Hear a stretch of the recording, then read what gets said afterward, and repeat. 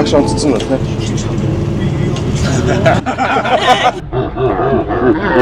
Одоо явж байна да. Нисэх явах гал бөөнөрөө сайхан Тайван яв. За бид нар Тайваны Нанхуа гэдэг их сургуулийг зорж байгаа. За яг манай сургуультай ижилхэн entrepreneurship хөтөлбөр хэрэгжүүлдэг газар байгаа. Манай төлбөр 3 гэрээ. Fun, creative, innovative. За сайн байцгаана өдрийн мэнд. Тэгэхээр манай Тайваны аяллаа баг Нанхуа их сургууль дээр ирээд за дөнгөж сая ардхан талд харагдаж байгаа номын сангаар зуршлууд гарлаа. Тэгэхээр номын санд бол асар их зүйл байна. Асар их мэдлэг байна. Оюутнуудыг бас суралцах, хөгжих боломжоор ер нь бүрэн хангасан байна. 3D компьютер, 3D одоо эквипментүүд байна. Студиэр нь орлоо. Маш том юм ногоон скринтэй юм гоё студиэр зочлоо. Артлынх нь нөгөө контрол рум өдр бол ер нь иж бүрэн юм тоног төхөөрөмж бас тонологдсон байна. Тэг ер нь бол онлайн хичээл нөгөө massive online open course гэдэг чтэй. Тэгэхээр тэрийг бол нэлээдгүй гоё дэмжсэн ийм сургалтын орчин бол бүрдүүлсэн байна.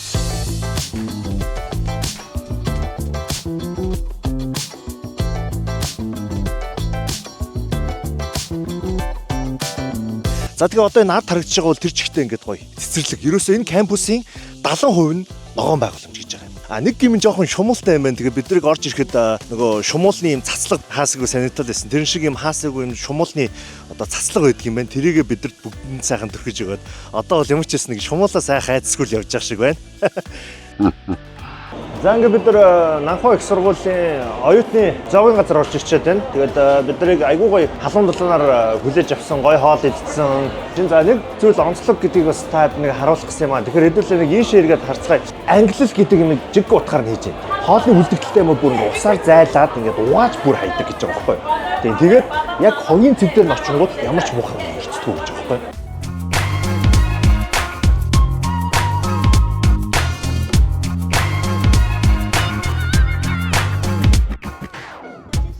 Өдрийн хоолны дараа бид Нанхуа их сургуулийн алдартай үзэсгэлэнгийн танхимыг үзсэн байгаа. Энэ бол үхэл амьдралын үзэсгэлэн. Их сонирхолтой. Тэгэхээр төрхөөс үхэх хүртэл амьдралын экспириенсийг бидэнд хамгийн юм сүүлийн үеийн технологи болон хамгийн юм энгийн одоо гар доорх юм хэрэгслүүдийг ашиглан үзүүлсэн. Тэгэхээр энэ бол одоо ингэ жирэмсэн их байх одоо ямар мэдрэмж байдаг вэ? Хөгшрөх мэдрэмжтэй. Хөгшрөх мэдрэмжийг бидэрт одоо augmented reality-г ашиглаад одоо бидний царайг хөгшин байхдаа ямар байх вэ гэдгийг одоо алгоритмаар ингээд компьютер тооцоолоод бодоод ингээд харуулж байгаа юм. Тэрний дараагаар болохоор одоо нуруу бүхтийг хөгшрөхөд ингээд нуруу бүхтийг те хараа, сонсгол муудах, таяг тулах гэдэг ийм зайлшгүй гарч ирэх бах. Тэгэхээр эдрийг яг бүгднийг үзүүлсэн байгаа. Тэр нэг одоо яг энэ бичлэгээр харж байгаа шиг энэ нурууг ингээд бүхтийлгөөд хөлтөө ингээд одоо уяагаар ингэж уйчиж байгаа юм. Тэгээд харааг нь нэлээ юм нөлөөтэй юм линз, машин зузаан линз зүйлгээд за тэгээд баг юм дуу чимээ нэвтрэхгүй юм чихэв зүйлгэж байгаа. Тэгэхээр энэ бол өөр яг хөгшин хүнд яг ямар мэдрэмж байдаг юм бэ? Энэ бол одоо бид нар ингэж зайлшгүй амьдралынхаа явцад ингэж даван тулах зүйлс юм шүү гэдэг ингэж мэдрүүлсэн одоо юм гоё таймлайнтай юм тэгхэм бид нар зочилсан байгаа. За тэгээд төгсгөлт нь одоо Death and Beyond гэдэг орчлон орхин одох үед юу болдгоо гэдгийг virtual reality-гаар бидэрт үзүүлсэн байна. Тэгэхээр энэ дээр яг нь сонголт байд юм байлээ. Чандарлах, булуулах гэдэг юм сонголт та. Тэгээ энд бол одоо үгээр хэлэх юм бас аргагүй тийм experience байлаа. Өөрсдөө үзчихиж л одоо мэдрэх байхаа. Тэгэхээр манай оюутнууд бол яг аль аль сонголтоор ингээд явж үзсэн байдаг.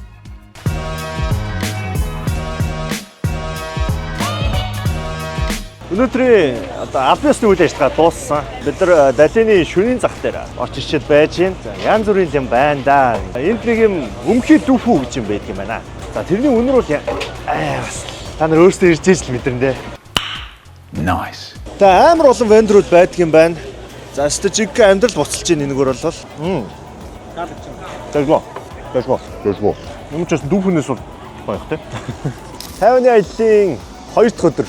За тэгэхээр 2 дахь өдөр бид нар юу их төлөвлөгөөтэй байгаа гэхээр Тайваны City Square гэдэг компани одоо үйлдвэр дээр нь ирсэн байна. Тайванда нэлээд том юм жигмэгний үйлдвэр байгаа. Тайваны компаниуд энэ одоо IP гэж өөрсдөө хэлээд байгаа юм одоо өөрсдийн гэсэн юм бэлэг тэмдэг юм анимашнтэй character ч юм уу нэг тиймэрхүү байдлаар ер нь маркетингуудаа хийдэг юм байлээ. За ийш авах юм бол хэдүүлээ энэ компани бас түүхтэй танилцж болохоор байна. 40 гаруй жилийн түүхтэй ийм компани байлаа.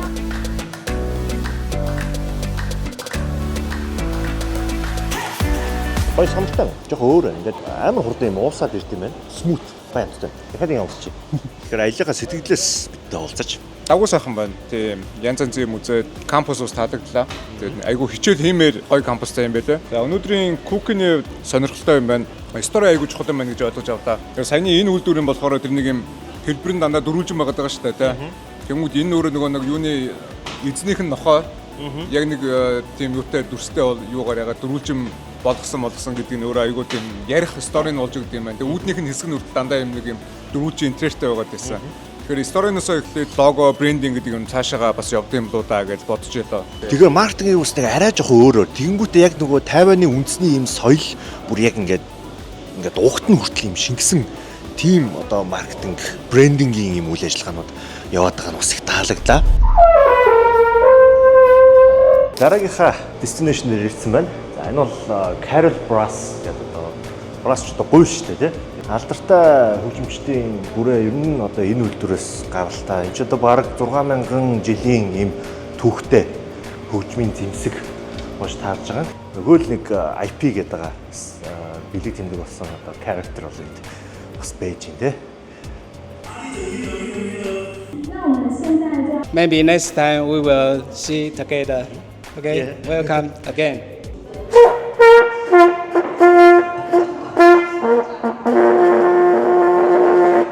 Мөнгөцлөө энэ Тайваны аяллаа талаар сэтгэлээ хэлээч.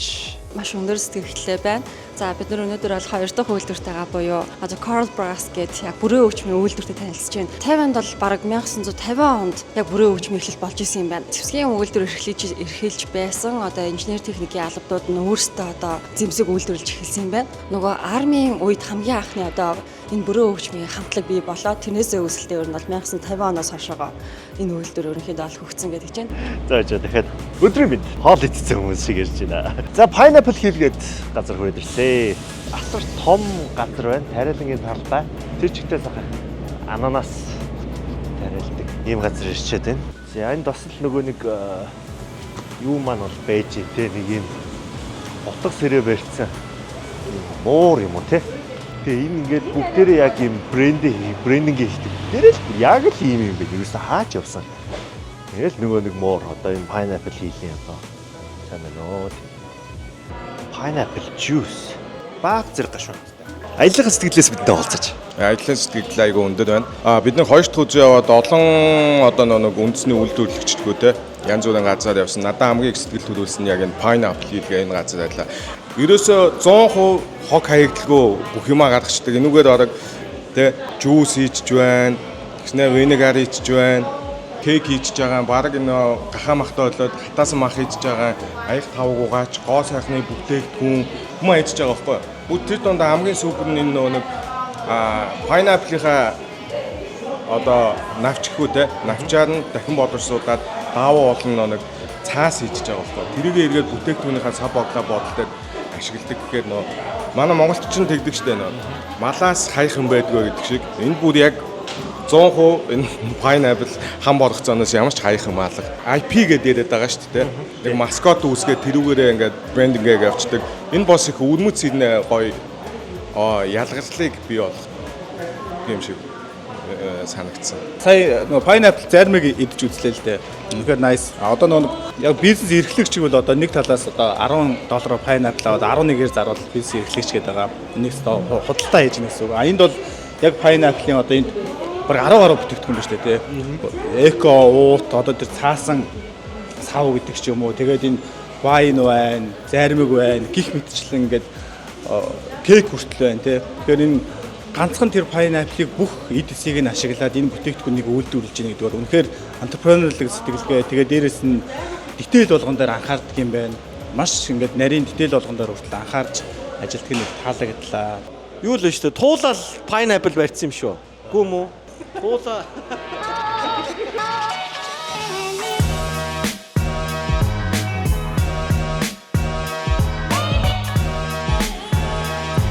Chateau de Jourdanes. Биш байж буруудчлаа юу та? Chateau de Jourdanes. Амар гоё Европ засалцтай дотгошоо оронгууд ингээд нэх гоё юм классик Өнөр та нар ч гэсэн яг нэг юм одоо нөгөө энэ одоо баг хааны ордон тийм. Одоо өнөөдрийн хөтөлбөрийн хамгийн сүүлийн одоо destination үзэх газар байлаа. Тэгээ бид нар сая доторхын үзлээ. Дотроо бол энэ 3 давхар тэгээд ийм амар гоё ийм том багнуудаар шимгэлсэн. Тэгээд одоо баг нөгөө хааны синтэ гэдэг шиг ийм өндөр сандалууд манлуудтай тий. Зүргэн дээр явж явахгүй гэсэндээ. За одоо өнгөрсөн. Энэ одоо яваа. Одоо сахан бөөнөрөө цуглана. Гоё зураг аавна. Hey, welcome to UAFE Entrepreneurship.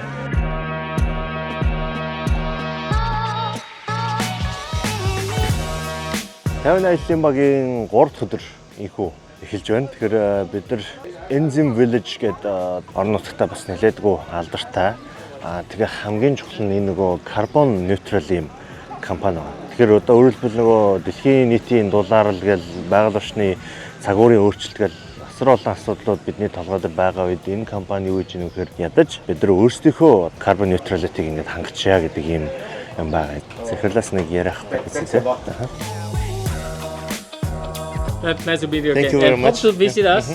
Thank you. Hey. Манай Тайваны аялал маань ингээд өндөрлөх тонд өгч байна тий. За бүгд явцгаая. Virtual experiences. President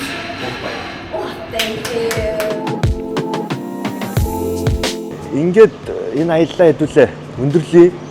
Дараагийнхаа аяллуудаар илүү бас гой сургуулиуд, гой одоо газрууд руу явах байх. Тэгэхээр манай entrepreneurship гэдэг хөтөлбөр маань өөрөөр хэлбэл ийм онцлогтой.